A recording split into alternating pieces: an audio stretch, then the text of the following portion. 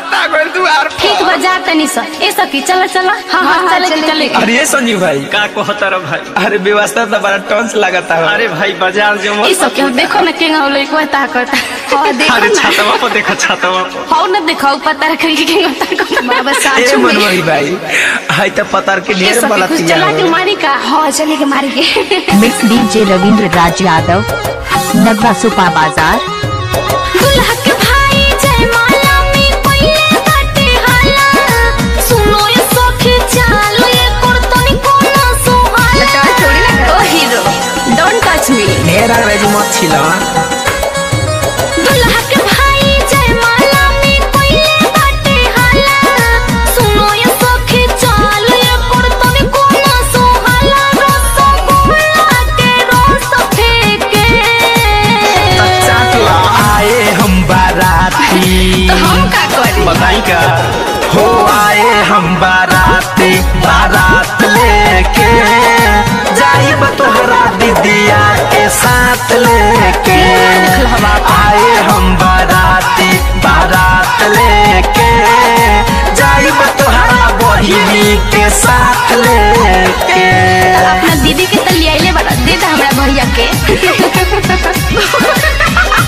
ऐसे कर भौजी के साथ तू चल चला।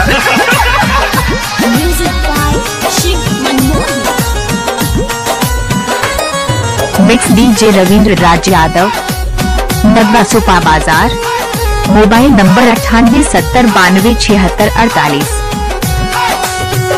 मुँह ऐनक में निहारो हमरा लायक नहीं बार। ढेरा मुँह जानी फार अपन रहन तू सुधारा। अरे चल हट करिए कल से गोर लगत तारे। मुँह ऐनक में निहारो हमरा लायक नहीं बार। ढेरा मुँह जानी फार अपन रहन तू सुधारा। देखो दे हमें ना हाथ ठेके।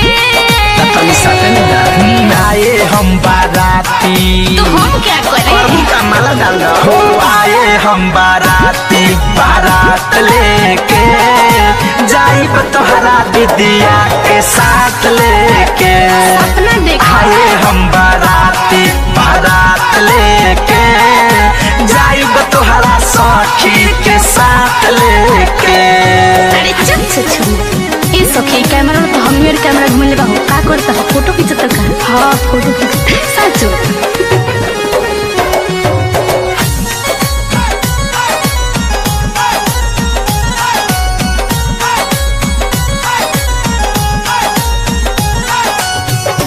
बारो जीजा जी के भाई ना तो देती हम बताई। चैलेंज देता कृष्णा कोई चाहया के देखया जमाई। एक मौसम तो ठीक हो जाइबा।